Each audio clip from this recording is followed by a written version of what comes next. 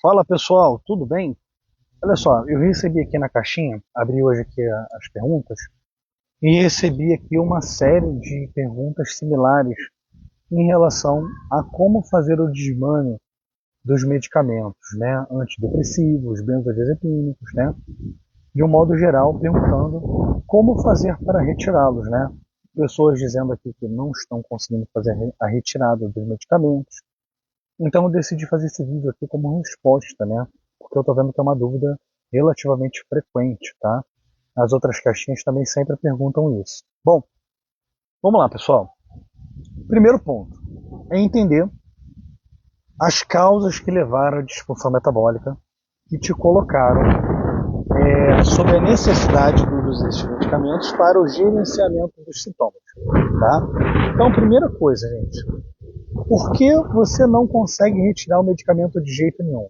Porque a causa não foi tratada de forma adequada. Esse é um primeiro ponto. O segundo ponto é quando o desmame também é feito no tempo errado, da forma errada, tá? Então, o que eu quero dizer aqui com vocês? Toda vez que você está utilizando um medicamento psiquiátrico, antidepressivo, benzodiazepínico, antipsicótico e tudo mais, precisa endereçar todas as possíveis causas que levaram à disfunção metabólica. Entre elas, desequilíbrios hormonais, né? Tem cascata hormonal, tem os hormônios sexuais, hormônios tireoidianos, possível parasitose, tá? Possível intoxicação por metais pesados, deficiência de micronutrientes, que é muito comum nas síndromes metabólicas, uma vez que naturalmente você acaba entrando num processo de degradação mais rápido por conta da inflamação, por conta do estímulo adrenérgico aumentado, tá? Se você tem um estímulo adrenérgico aumentado, você acaba tendo quase que inevitavelmente um quadro de hipocloridria, possivelmente acabou desenvolvendo um quadro de SIBO, né? Que a hipocloridria precede o SIBO, e um possível quadro de desbiose. Eu tenho um vídeo que eu explico todo esse mecanismo do sistema digestório que fica abalado por conta de disfunção do HPA e inflamação. Vale a pena dar uma fuçada aí. O título lá é Sistema Digestório e sua importância para o tratamento de disfunção metabólica, alguma coisa assim. É um vídeo grande. Avaliar o eixo HPA, se está com disfunção do eixo HPA, vulgo fadiga adrenal, então tem que ajustar ali a curva de cortisol, se é hipocortisolismo, fazer o tratamento correto para hipocortisolismo, se é o hipercortisolismo, endereçá-lo e tratá-lo, modular bem mitocôndrias, controle de oxidação, desinflamar, seguir todos aqueles 5 pilares que eu sempre falo, que é dieta, hábitos saudáveis, gestão do estresse, suplementação e modulação hormonal. Nessa ordem de importância, a dieta sendo o primeiro e a modulação hormonal como o último. Os 3 primeiros são os alicerces, né? Dieta, hábitos e gestão do estresse. Suplementação e hormônio vem como cereja do bolo, tá? Bom, ajustou tudo, deixou tudo certinho, tudo organizadinho. Tem também toda a parte de modulação neuroquímica, que deve ser feita de forma assertiva, de forma precisa. Ok, fez todo o trabalho de base. Normalmente, para a gente iniciar um desmame de medicamento, leva aí de 3 a 5 meses para fazer o desmame de forma segura, tá? Para evitar qualquer síndrome de abstinência, tá? Uma síndrome de abstinência, ainda mais num público geral, né, num público que é leigo, pode causar toda uma cascata de ansiedade e trazer uma recaída do quadro, que às vezes já está até assintomático nesse pequeno período aí, mesmo sob o uso do medicamento, tá? Vamos lá, pessoal. Qual é o momento de fazer o desmame? É o momento ao qual você já endereçou as causas, fez todos os ajustes metabólicos, já foram atenuados os sintomas, ou a pessoa já está até assintomática. A pessoa tem que estar mentalmente pronta para fazer o desmame, porque muitas vezes a pessoa se agarra naquela muleta ali, tá? Por quê? Fez toda a suplementação, fez todos os ajustes, está no medicamento. A pessoa, cara, tá perfeito tudo aqui, eu não quero nem mexer em nada. A pessoa fica até com medo de retirar o medicamento. Então a pessoa tem que estar pronta e precisa querer, tá?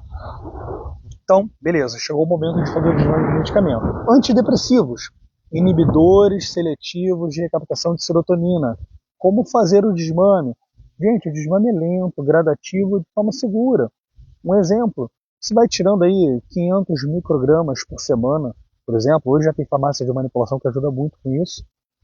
E à medida que você vai retirando, né, aos poucos a dose do antidepressivo, você vai aumentando a dose dos moduladores de serotonina, como 5-HTP, hipéricum perforatum, sempre com bastante cuidado para evitar a síndrome serotoninérgica, tá? O que acontece aqui, gente? Deixa eu explicar para vocês uma coisa. O risco para a síndrome serotoninérgica está mais ligada se você usa um medicamento que é inibidor de mal, tá? Inibidor de mal vai bloquear a degradação dos neurotransmissores. Se você modular para mais os neurotransmissores, aí pode ficar neurotransmissor demais e pode causar síndrome serotoninérgica. O que significa isso? Inibidor de recaptação de serotonina, inibidor seletivo de recaptação de serotonina, ou seja, o antidepressivo, junto com o 5-HTP, mesmo em doses usuais, dificilmente pode causar síndrome serotoninérgica. Porém, para evitar problemas, até as sociedades reconhecerem que o risco de síndrome serotoninérgica está mais ligada caso esteja fazendo uso de inibidor de mal, é bom ter cuidado, porque qualquer dor de cabeça, qualquer problema, pode se colocar equivocadamente a culpa, né, no uso de um 5-HTP, por exemplo, concomitantemente a um antidepressivo, inibidor de recaptação de serotonina, né, quando não seria o fator causal. Então, o que eu sempre recomendo aqui? Trabalhar com doses bem baixinhas dos moduladores de serotonina para evitar qualquer dor de cabeça, tá? Porém, como eu falei para vocês, é bastante seguro, tá? Então, qual é a ideia aqui, gente? Tá fazendo, vamos usar aqui uma desvenlafaxina como exemplo. Você está aí utilizando 112 mg de desvenlafaxina, que é usual, é padrão de aparecer aqui na minha consultoria. Você pode fazer o desmame de 1 mg por semana, tá? E, à medida que vai diminuindo a desvenlafaxina, você vai aumentando as dosagens de 5-HTP e de hipéricum perforatum, tá? Então você vai tirando o medicamento e vai modulando por outras vias naturais, evitando qualquer possível síndrome de abstinência e, claro, fazendo todo o tratamento de base por trás, tá? E benzodiazepínicos.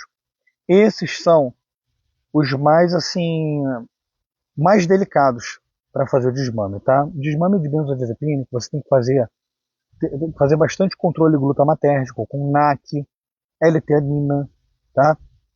Modular bem a enzima descarboxilase do ácido glutâmico com taurina, valeriana, modular as vias de GABA com aqueles suplementos que eu sempre comento aqui, tá? Magnésio inositol é um dos melhores que tem para isso, tá? O próprio GABA sublingual, tá? Todos os micronutrientes que agem como cofatores para síntese e produção de neurotransmissores, tá? Modular GABA através do magnésio inositol, mulungu, mulujlucos, passiflora, matricária, melissa, magnólia, inositol, taurina, glicina, tá? O controle glutamatérgico, como eu falo aqui a todo momento, controle glutamatérgico, principalmente com NAC, tianina, tem nootrópico, que ajuda muito na melhora da sensibilidade dos receptores GABAérgicos, que ficam que eles perdem a sensibilidade no uso dos benzodiazepínicos.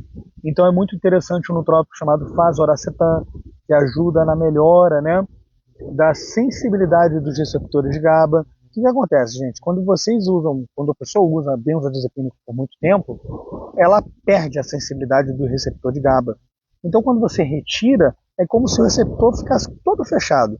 E o GABA que você tem livre ali no organismo, ele não consegue se ligar ao receptor.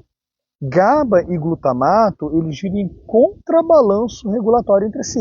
Se o GABA fica lá no chão por desregulação do receptor, por perda de sensibilidade, glutamato vai lá em cima, fica lá no topo. E é por isso que é muito comum em síndrome de abstinência de benzodiazepínico, porque a pessoa não consegue dormir, a pessoa fica hiperexcitada, hipervigilante, tá? Ela entra em estado de excitotoxicidade glutamatérgica, que causa inclusive perda neuronal, tá?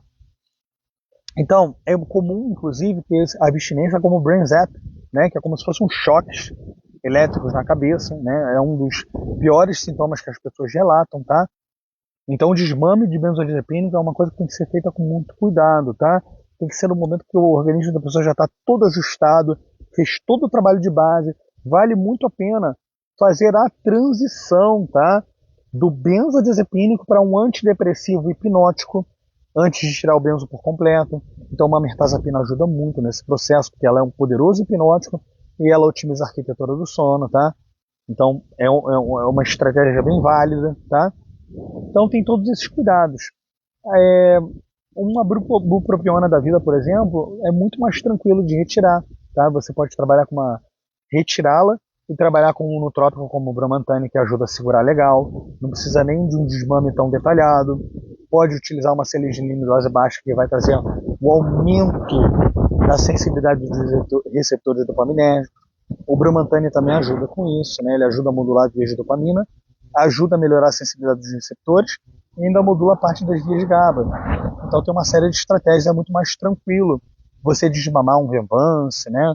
Uma bupropiona, uma ritalina, né? Modulando essas vias de dopamina. Também tem a tirosina, a muconaprura, tem uma série de suplementos que auxiliam também, né? Podem auxiliar. Mas é isso, pessoal. Ó, desmame de medicamento, se você, hoje eu tô me sentindo bem e tal, você está com sintomas gerenciados, você não tratou toda a base, se você tentar desmamar o medicamento, dificilmente você vai ter êxito, tá? E se você não tratou toda a base e continuar com o mesmo estilo de vida inadequado, você pode até conseguir desmamar o medicamento, mas as chances são muito grandes de você cair no buraco de novo em pouco tempo, tá? Então, assim, gente, quando você entra em disfunção metabólica, que a tua vida entra em disfunção, gente, é quase que obrigatório aquela mudança em 180 graus que eu sempre falo, tá? Ajustar todas as bases para entrar em processo de recuperação e conseguir viver de fato livre dos medicamentos, tá legal? Um abraço, pessoal, fiquem com Deus aí.